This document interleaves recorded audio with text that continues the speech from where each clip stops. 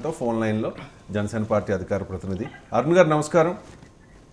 నమస్తే సార్, మీకు అలాగే వీక్షించే ఛానల్ ఉగాది శుభాకాంక్షలు. థ్యాంక్ యూ సార్, మీకు అలాగే అందరికీ కూడా. రైట్ అండి, ఒక పరిణామం అది జనసేనకు చాలా అంటే మీలాంటి వాళ్ళందరికీ కూడా చాలా ఆనందం కలిగించే విషయం. చిరంజీవి గారు తమ్ముడు పవన్ కళ్యాణ్ గారిని పిలిపించుకుని సెట్స్కి విశ్వంబర మూవీ సెట్కి పిలిపించుకుని ఒక 5 crores డొనేషన్ ఇచ్చారు. ఇక్కడ మ్యాటర్ 5 crores మ్యాటర్ కాదు, బట్ ఆయన సపోర్ట్ ఉంటుందనే ఒక సంకేతాన్ని ఇచ్చారు. మీ కామెంట్ ఏంటి దాన్ని? సార్, కుటుంబ పరంగా వాళ్ళు ఇద్దరు అన్నదమ్ములు. పవన్ కళ్యాణ్ గారి కన్నా కూడా వేరే ఇంకెవరు ఎక్కువ అయి ఉండరు చిరంజీవి గారికి రాజకీయంగా చూసుకుంటే. పైగా ఒక నిజాయితీ పరుడు పవన్ కళ్యాణ్ గారు చిన్నప్పటి నుంచి వాళ్ళు చూస్తూ ఉన్నారు. ఆయన చేతుల్లోనే ఈయన పెరిగాడు. అన్నను చూస్తూనే ఇంత వ్యక్తిత్వాన్ని అలవర్చుకున్న వ్యక్తి కాబట్టి పవన్ కళ్యాణ్ గారు, నాకు తెలిసి వాళ్ళిద్దరి మధ్య ఉన్న అనుబంధం అన్నదమ్ములు అనే దానికన్నా ఇంకా ఎక్కువ. అట్లాంటి వ్యక్తికి రాజకీయంగా చిరంజీవి గారు ఉండదు, దగ్గరకు పిలిచి దండాలు పెట్టించుకునేటువంటి స్వార్థపరులకి ఉండిద్ది అనుకోవడం ఇప్పటి వరకు అట్లా అనుకున్న వాళ్ళ పిచ్చి అపోహ మాత్రమే. ఎప్పుడు ఆయన అండదండలు జనసేనకే ఉంటాయి.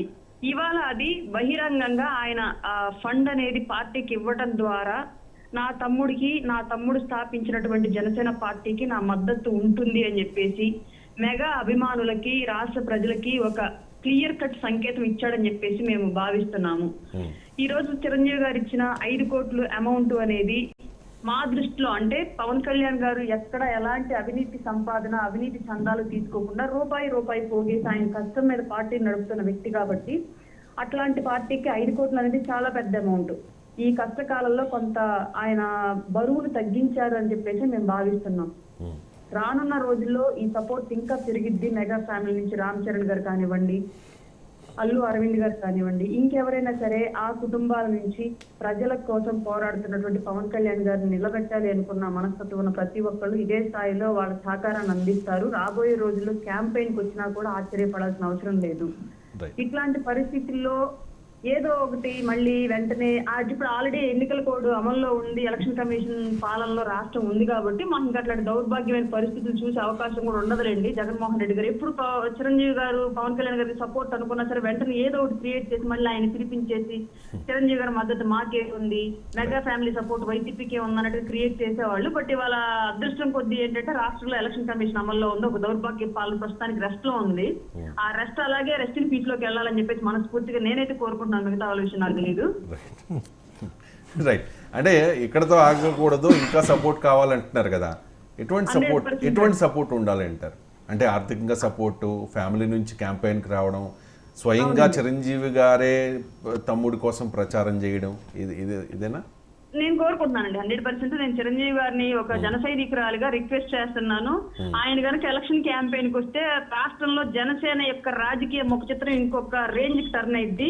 అది 100% వాస్తవం. కాబట్టి ఆ భాగ్యం కూడా మాకు దక్కాలి అని మనస్ఫూర్తిగా మేము కోరుకుంటున్నాం, ఆయన రిక్వెస్ట్ చేస్తున్నాం. రైట్ అండి. అలాగే సార్, ఇప్పుడు ఇందాక ఏదో అన్నారు మీరు, నేను లైన్ లో ఉండగా మాట్లాడారు. అంటే 175కు 175 అన్నారు, వాళ్ళు ఎక్కడ తగ్గట్లేదని చెప్పేసి. మేకపోతు గాంభీర్యాలు ప్రదర్శిస్తున్నారు.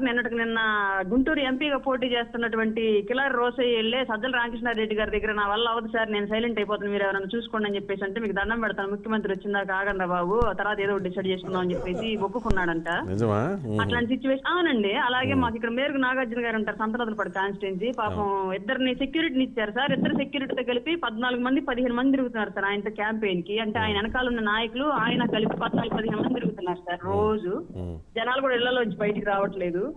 మా జిల్లాలో మాక్సిమం అన్ని సిచ్యువేషన్స్ ఇలాగే ఉన్నాయి. కనిగిరి ఉంది, ఆయన దద్దాలో ఎవరు ఆయన పెట్టారు, ఆయన అసలు జనాలు కూడా తెలియట్లేదు. ఇక్కడ పోతే హనిమిరెడ్డి అద్దంకి, పచ్చూరు అయితే అసలు ఆయన ఎడం బాలాజీ, నేను ఇంకా నా వల్ల అవదు, నేను పచ్చూరు నుంచి క్విట్ అవుతానని చెప్పేసి అన్నాడు. మా జిల్లాలోనే ఇంత దారుణమైన పరిస్థితులు ఉంటే ఇంకా గోదావరి జిల్లాలు గుంటూరు, కృష్ణా, విజయనగరం, శ్రీకాకుళం వీటిల్లో ఇంకే రేంజ్ లో ఉండితే మీరు ఒకసారి ఆలోచించుకోండి. గ్రేటర్ రాయలసీమలో పరిస్థితి ఇలా ఉంది అంటే.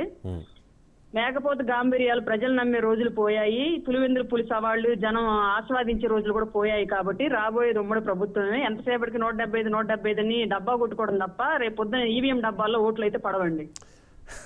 రైట్ అండి, థ్యాంక్ యూ అండి. అరుణ్ గారితో ఎవరిని మాట్లాడతారా? ఒక్క నిమిషం అండి. అరుణ్ గారు మీ మీ మీ డైలాగ్స్ వింటే మరి కొంచెం జోస్ వస్తుంది. ఎందుకంటే కరెంట్ అఫైర్ కిలార్ రోసయ్య గారి విషయం చెప్పాక మాకు మరి కొంచెం దూకుడుగా పనిచేయాలనిపిస్తుంది.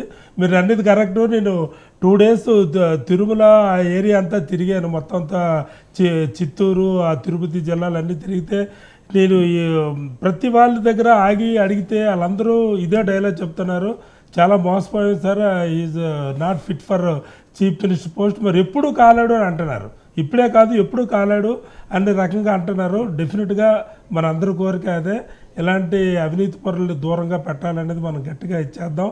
మీరు హెల్త్ అది జాగ్రత్త చూసుకోండి. మీరు ఈ ఎలక్షన్ అన్న వాళ్ళు కొంచెం జాగ్రత్తగా తిరగండి, ఒకరు వెళ్ళొద్దు, దయచేసి మీరు టార్గెట్ అవ్వద్దు, చాలా కేర్ఫుల్గా ఉండండి, అది మా రిక్వెస్ట్. తప్పకుండా సార్, తప్పకుండా. Thank you so much sir. మీకు హైదరాబాద్లో మంచి అభిమానులు ఫ్యాన్స్ ఉన్నారండి.